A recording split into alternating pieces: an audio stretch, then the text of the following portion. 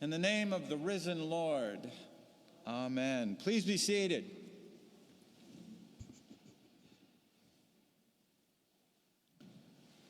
So, where did you guys meet? That's a question that I get to ask to a lot of couples in our church. Where did you guys meet? And there is never a doubt, a moment of hesitation, and I get to be the lucky one that listens to a love story. Sometimes it begins in high school, sometimes in college, sometimes at work, sometimes it starts with a friend that people knew in common. It somehow drew people together. A beginning of a loving, a transformative relationship. There's never a doubt as they relate their experience. And it is a holy thing. It is a holy thing for me to listen to. What God has done with two very human, very imperfect people in bringing them together. Lives were transformed. Life was created. Life was brought forth. Life was enhanced. Lives were touched far beyond just the couple themselves. How did you guys meet? Sometimes the details don't agree, you know. Whether he picked her up in a Malibu or an Impala, was it a Tuesday or a Wednesday? Those kinds of things, those can vary. But the important and the essential story, the one that they tell together, is surprisingly uniform in detail, in the important stuff. I think it is so true with our Gospels concerning the resurrection. Oh yeah, it might have been they were at the tomb or they were away from it, and it started out as a rumor. And then according to what Luke shares with us, and then Peter had a sense that he saw Christ, and he brought that back to the group in the upper room. And then there were these two disciples wandering out to Emmaus, a town about 7 miles away, and they came back with this tale about they encountered Jesus. They sat at table with him, and he disappeared. And they were all embroiled in this confusion and rumors, and maybe it's true, maybe it's a ghost. What do we know? And Jesus comes and stands among them. Peace be with you. Peace. Calm down, get some clarity. The post-resurrection Gospels all contain this sense of the use of our senses, rather.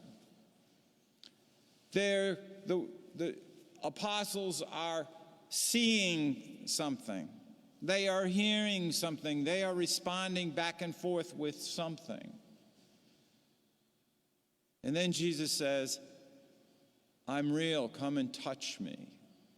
So with the sense of touch, they come to put their hands on Jesus, to see he has been wounded. He is a survivor of his crucifixion and death, a survivor of the tomb. And then especially in Luke, we find the detail, do you have anything to eat? Can you offer any hospitality here? A piece of broiled fish, which he consumes in front of them. I have a body. So yes, salvation and redemption has come to your mind and your heart and your sense, but it's not an idea. You're not having an idea here. You're not absorbing a concept. You're meeting and touching a real live person. Just in the same way that, those couples, they experience a real life, transformative, loving person.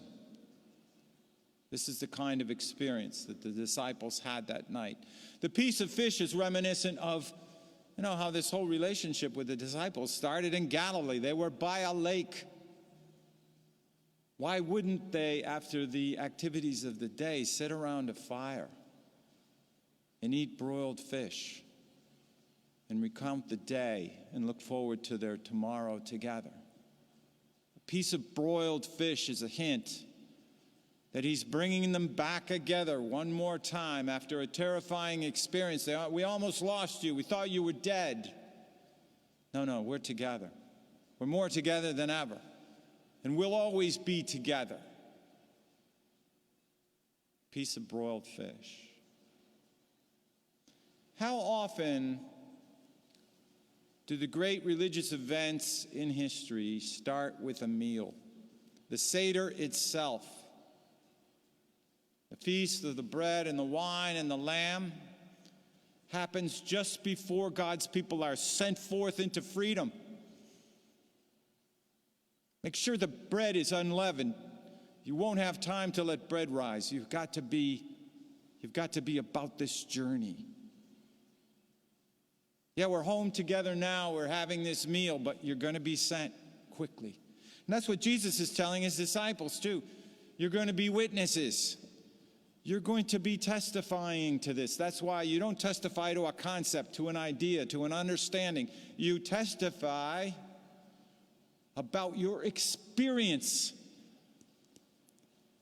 That's why these loving couples that I mentioned, in important detail as they put together their story, it's something they've experienced. They don't know each other. They've experienced each other. That's a knowledge of a deeper meaning. The Christian word for witnesses, martyres, martyr. We know that word in a different context, but it's basically people who will go to their grave affirming the truth that they have experienced. They're not letting it go. At the point of death, they are not letting go to the truth of their experience. It's what they've got. It's who they are. I will not let it go, though it cost me my life. Martyr, you will be my witnesses. You will not let go of this truth. You will not let go of this experience because it is your truth. People ask me frequently, Easter, Easter, Easter, 7 weeks. 7 weeks. Why do we go on about this? Why do we go on about this? It's like that question, where did you guys meet? The story keeps going on and on and on, but it gets back to that encounter, that real, live encounter with a loving, real person. And we go on about it 7 weeks because it's foundational to our story.